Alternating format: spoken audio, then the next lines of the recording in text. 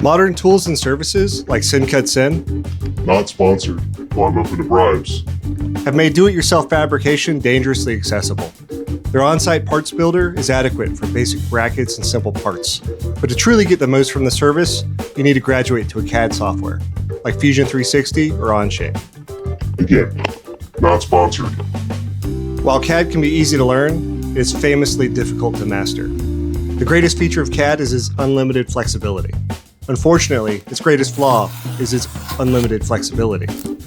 A single lapse in judgment regarding units, standard versus metric, for example, can instantly transform a functional model into an expensive piece of laser-cut scrap, shipped directly to your door.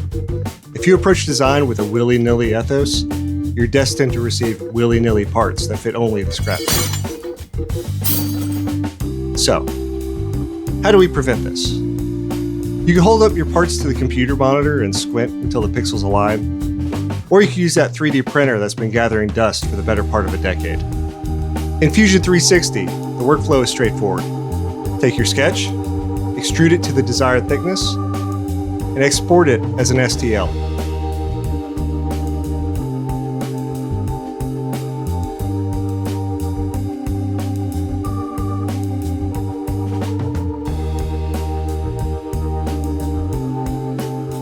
From there, it's a quick trip through the slicer into the printer.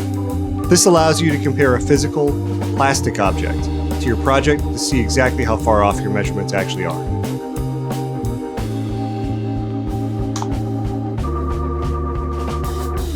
The beauty of this reality check is that it's largely budget blind.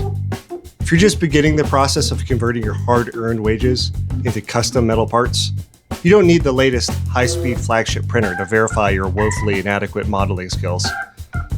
The average secondhand Ender 3 off Facebook Marketplace for around $100 is more than capable of telling you your holes are 5mm off before you commit to steel.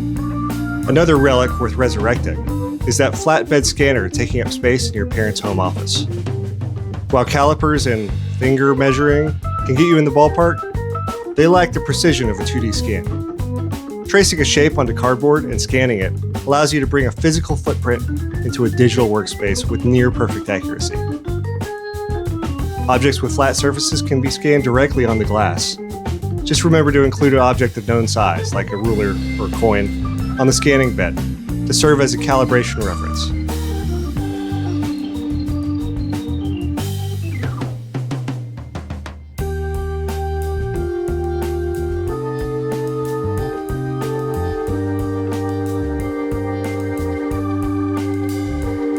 Import the image, calibrate it, trace it, print a prototype, confirm the fit. That's it. These are simple tricks, but they elevate your fabrication game from hopeful amateur to professional-ish. And really, there's nothing more professional-ish than not paying for the same part twice. After all, a penny saved is a penny better spent on lights for your off-road vehicle.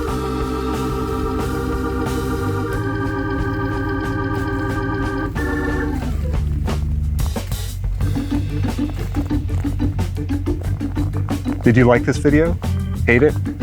Or did I get something wrong? Let me know down in the comments. If you want to see more videos like this, hit subscribe. I try to put out a video about every week. If you don't mind, hit that like button. It gives me a lot of motivation to keep working on this piece of junk.